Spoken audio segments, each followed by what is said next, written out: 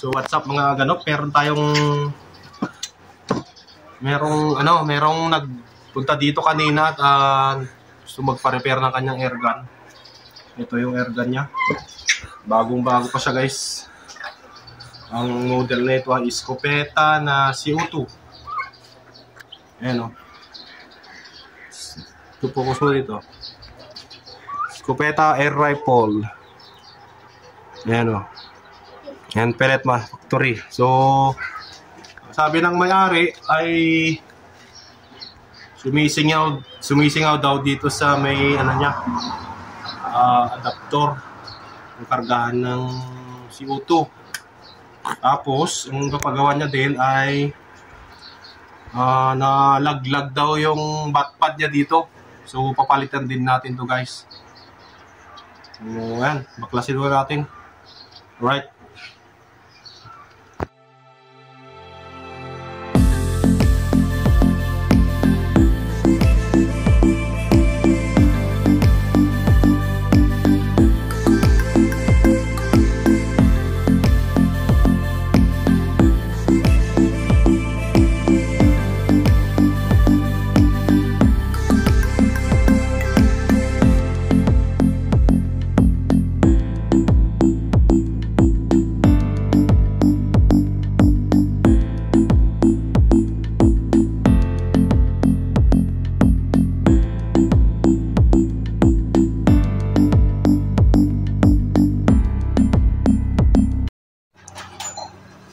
So ito guys, yung sira niya oh.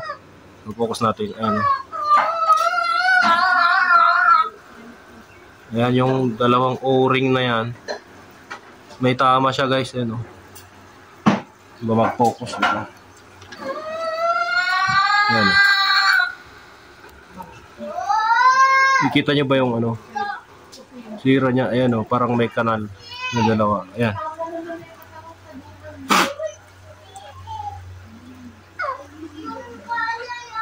Ayan, repair natin.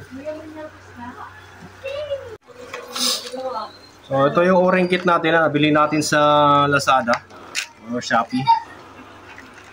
Hopefully meron siyang ka-size dito.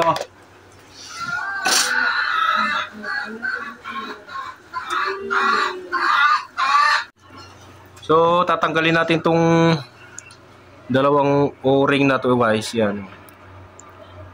May tama yung nilagyan pa ng teflon sa loob oh. Ganun ba dapat talaga para ba't may teflon? So gamit lang yung wire alambre. May tama talaga oh, grabe. Bakit nagkaroon ng tama yung nito?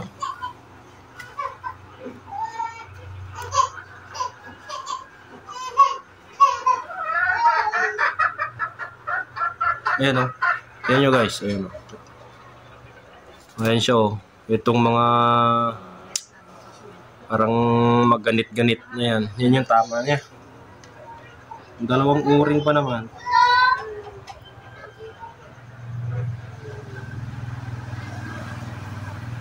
Yan yung naglagay ng teflon dito.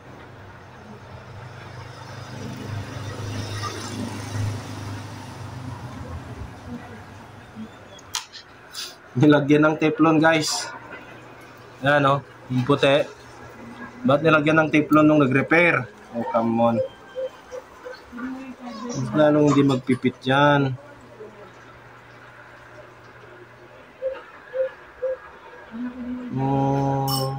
Maliit yung O-ring niya.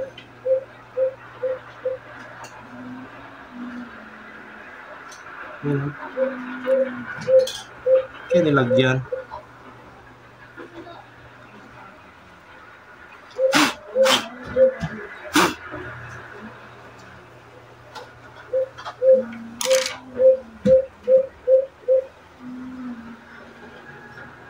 Yung bulb niya, okay pa naman. Kaya nilagyan ng teflon ito.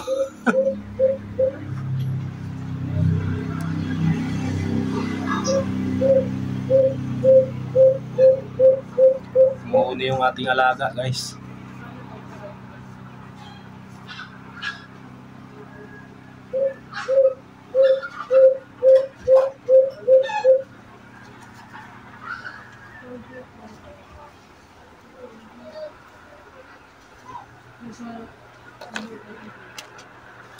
So, yan.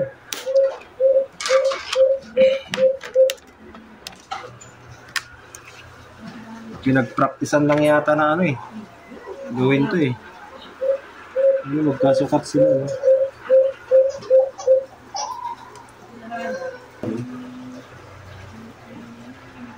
Yun, meron kasukat guys na ano, dalawa.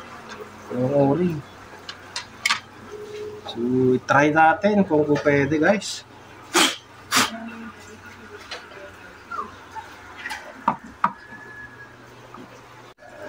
So, bago pala kayo mag-install ng o-ring, napansin ko lang kasi, based on my own experience, naglalagay ako ng langis. Ayan o. Ito ay mga langis ng pwede sa ano, mga o-ring. Kasi may mga langis na hindi siya pwede sa o-ring. So, lalagyan natin dito siya. Kunti lang, kahit kunti lang guys.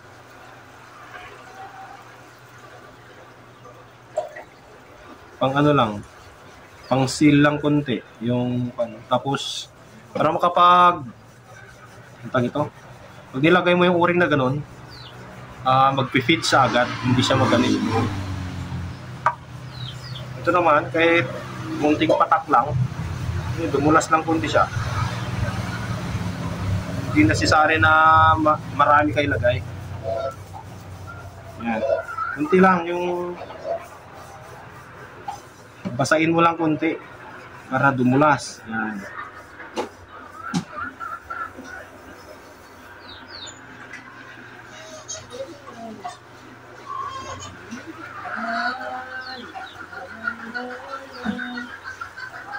Okay.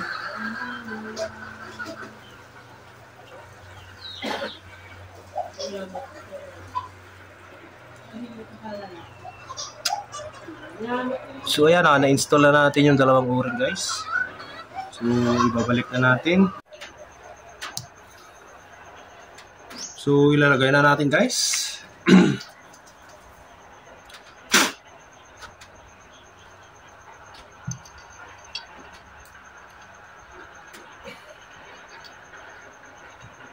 Lagyan natin ng langis to para ano.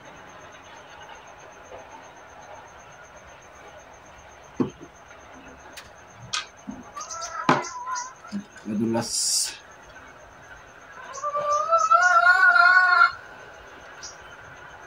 Madali siyang kumapit. Ganito ang paglagayan, pabaliktad. Okay.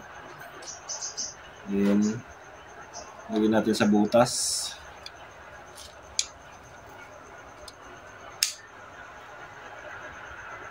Make sure na itapat natin dito sa butas ng pin guys. Ayan.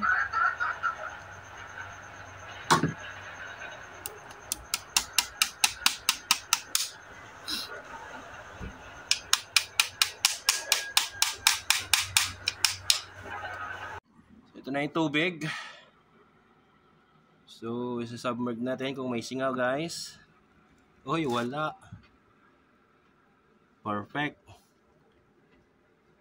So, tagumpay ang o-ring natin guys. Yan lang. Ang leak test. So, ito, assemble natin. Then, antayin na natin yung may-ari na ano. So, i-assemble natin to guys. Pero punasan muna natin para tanggalin tubig. So ayan na guys, naayos na ating unit na ipinagawa. So wala na siyang leak. So ibabalik na natin siya sa buttstock niya.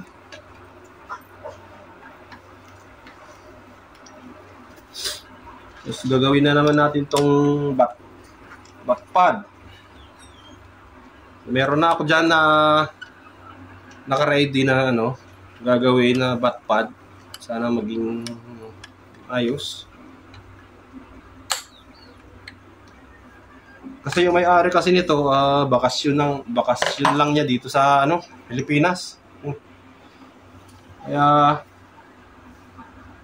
sa ating mga air gunner na maingat sa gamit, talagang lahat ng pyesa at pag-aalaga ay ginagawa natin, pero sila tulad din nating newbie sa pag-airgun, kaya minsan nakakalimutan. At tulad yan, bagong-bago lang to guys, o ayan, bagong-bago lang, wala pa siguro tong isang buwan nabili, nalaglag na yung nalaglag na yung batpad niya guys. Tanggalin lang natin itong mga screw dito. So ito na yung gagawin nating batpad guys. Makapal to. Ayan solid na goma. Ano ko lang to napulot ko lang ito sa scrapan. So kakat natin to, then isusukat natin dito para sakto lang. Alright.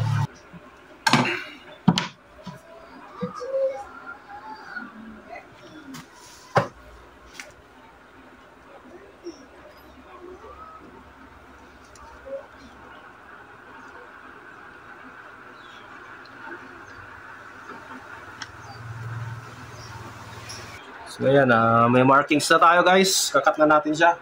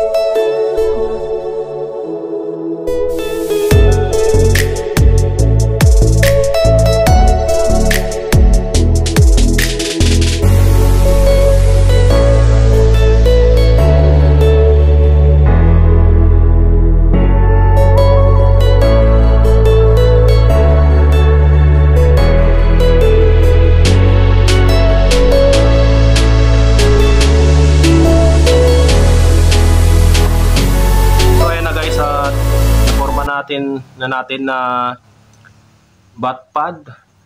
So ikakabit na natin.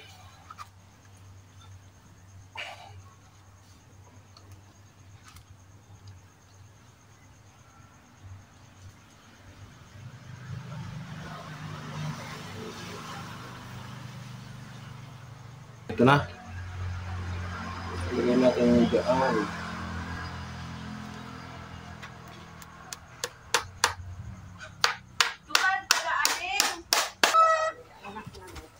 So ayan o.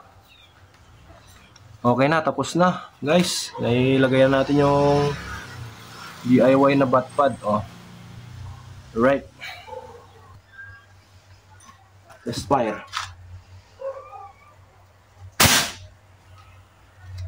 Yep.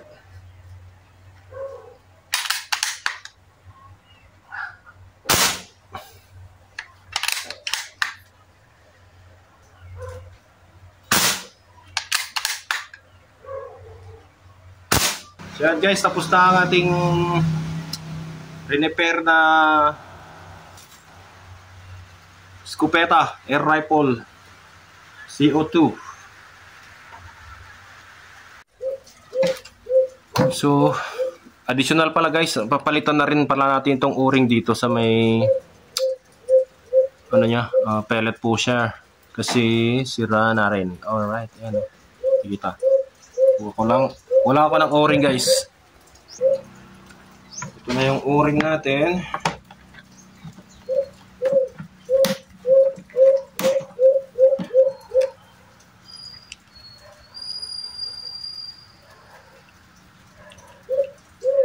Meron tayong o-ring para dyan. Yes sir.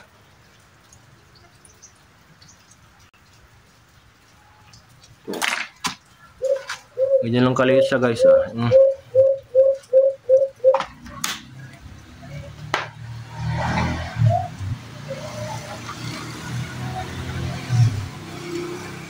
Dali na sira. Ay, excuse me. Sira na siya oh. Ayan oh. Biyak na.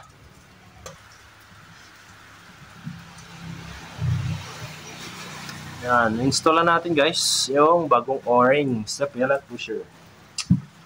So, ikakabit na naman natin. Oops.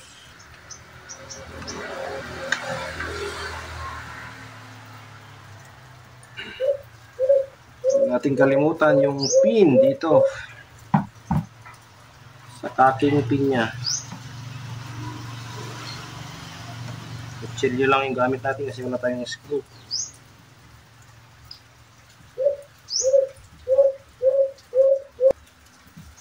Okay. Hindi masyadong higpitan para hindi masyadong malos thread. So, backfire test. Backfire test ano. Oh. Kita niya ba guys?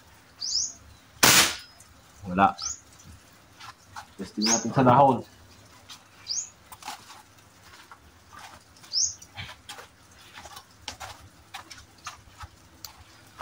Ito.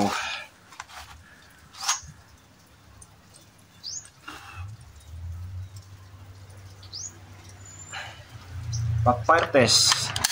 Dahon ng kamote guys. Yan. Oh, di ba? Wala. Isa pa.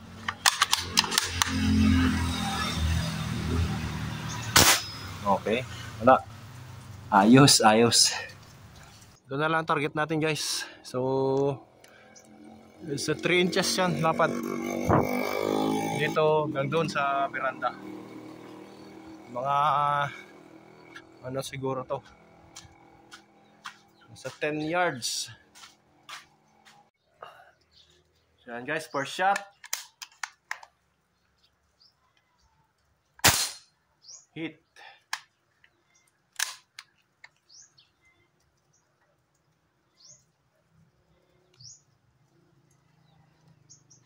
Second shot. Hit. Third shot. Hit. Ayos, ayos.